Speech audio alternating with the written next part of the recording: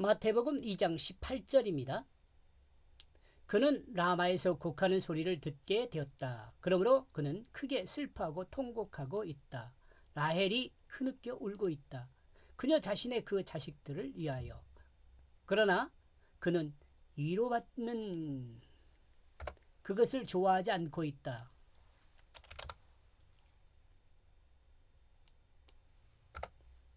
왜냐하면 그들이 없기 때문이다. 라마는 유대 지파가 아니라 베냐민 지파의 성읍입니다. 라마는 여기서 통곡하는 사람들은 야곱입니다.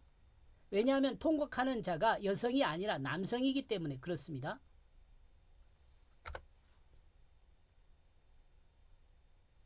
여기서 라마에서 통곡하는 슬개다. 그는 여기 남성이란 말이죠.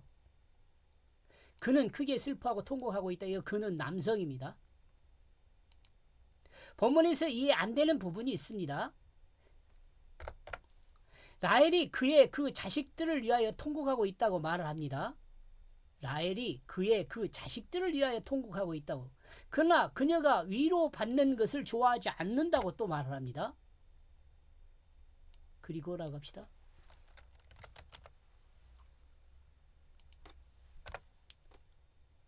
라헬은 산파들이 아들이라고 위로하였습니다. 그러나 라헬은 베논이 슬픔의 아들이란 의미의 이름을 지었습니다. 아마도 이 내용을 설명하고 있는 것으로 보입니다. 그리고 이 베논이라는 이름을 야곱은 베냐민으로 바꿉니다.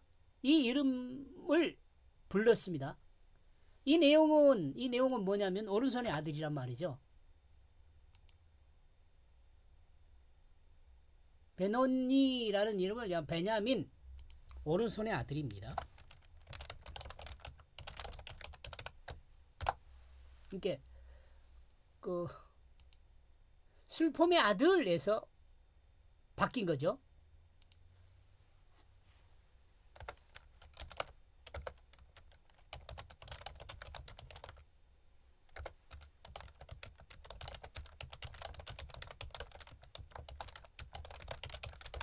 슬픔의 아들로 바뀐 거예요. 오른손의 아들에서.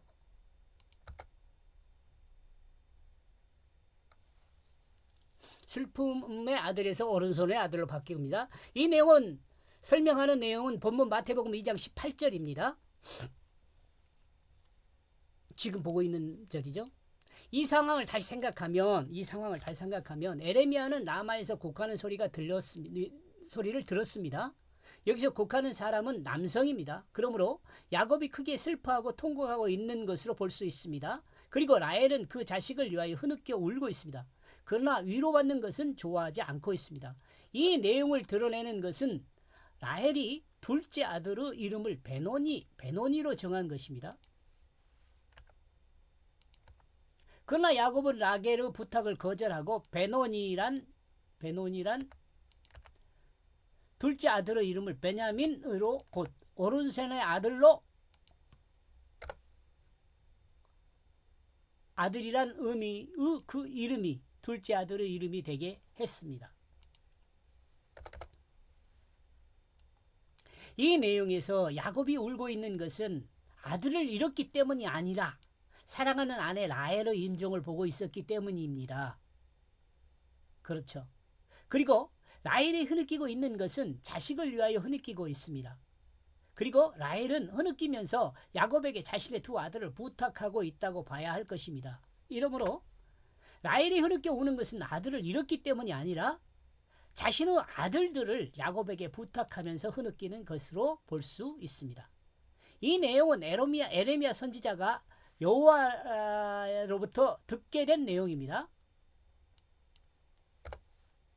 이러므로 이 내용은 아들을 잃었기 때문이 아니라 야곱이 아내의 임종을 보고 통곡하고 있는 내용입니다. 그리고 라헬은 그 남편에게 아들을 부탁하는 내용을 담고 있습니다.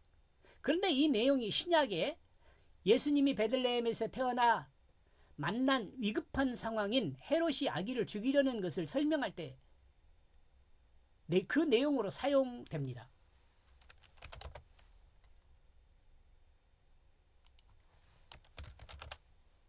사용됩니다. 라헬이 애곡한 것은 아들을 위한 것이거나 아들이 죽었기 때문이 아닙니다.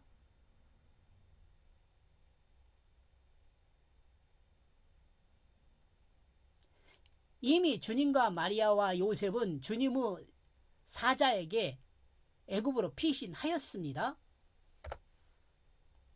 그리고 본문 내용은 요셉이 아기와 마리아를 받아들여 애굽으로 피신한 후 헤롯이 동방박사들에게 속은 것을 알고 베들레헴의 유아들을 동방박사를 만난 시점을 계산하여 2살 이하의 아이를 모두 죽인 사건과 대비시키고 있습니다. 그런데 이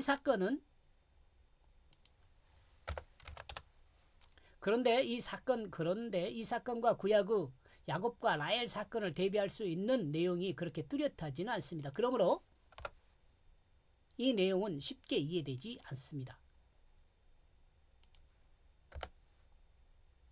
이때 우리는 이 말씀의 의미를 알기 위해 하나님은 왜 이 말씀을 나에게 계시하고 있는지를 질문해야 합니다.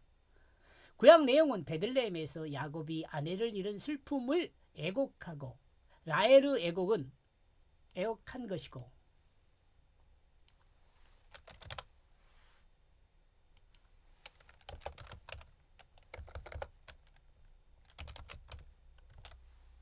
라헬의 애곡은 야곱에게 아들을 부탁하는 내용으로 봅니다.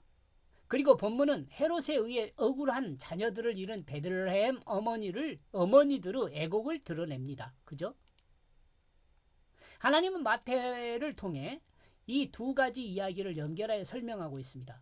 공통점은 베들레헴에서 일어날 일이라는 점입니다.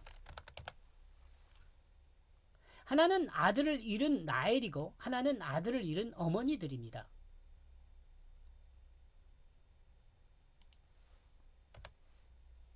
우리는 구속사의 관점에서 헤롯을 적 그리스도로 봐야 합니다.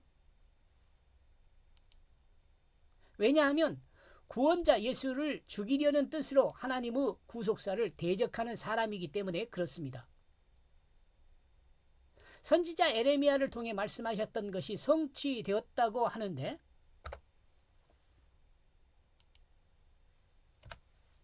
이 성취된 일이 헤롯에 의해 베들레헴의 2살 아래 아이들을 모두 죽이는 일입니다.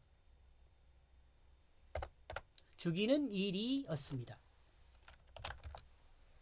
그러므로 베들레헴에서 아들들을 잃은 어머니들이 통곡했습니다. 이 내용이 에레미야가 말했던 그 내용이 성취되었다고 정리하고 있습니다.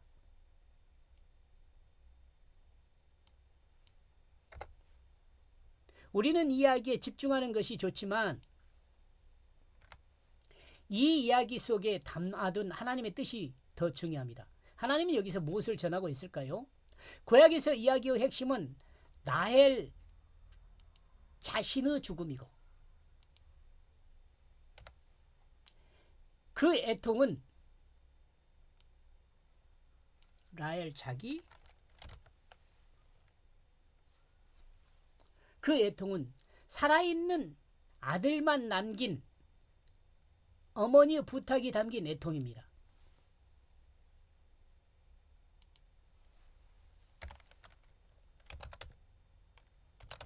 살아있는 아들들을 남긴 어머니의 부탁이 담긴 애통입니다.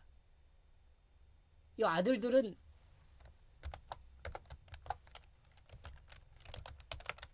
요셉과 베냐민이죠.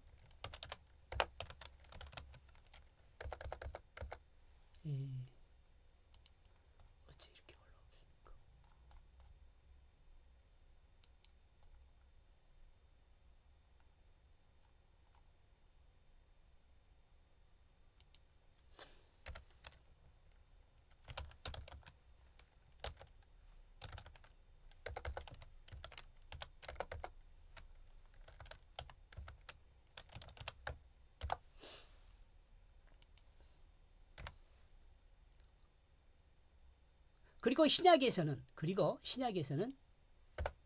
그리고 신약에서는 억울하게 죽은 아들의 죽음입니다. 그리고 어머니들만 남아 있습니다. 어머니들만 남아있죠.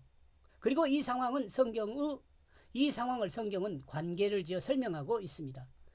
하나님 어떻게 이 두 이야기가 관계에 있는지 알 수 없어. 이건 지워야겠다. 앞에서 설명했습니다. 이 내용이요.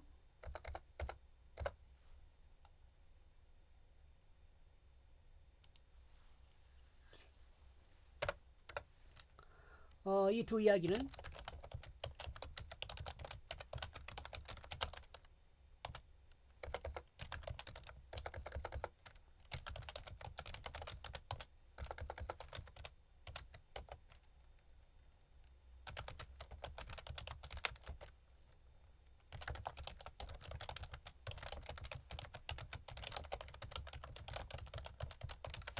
이것은 제가 이해할 때는 그렇습니다. 이 두 이야기는 앞에서 설명한 것 같이 자기 죽음과 예수 생명의 거듭남을 표현한 내용입니다.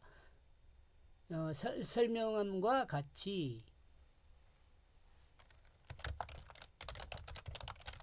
예수를 믿음으로 자기 죽음과 예수 생명의 거듭남을 표현한 내용입니다.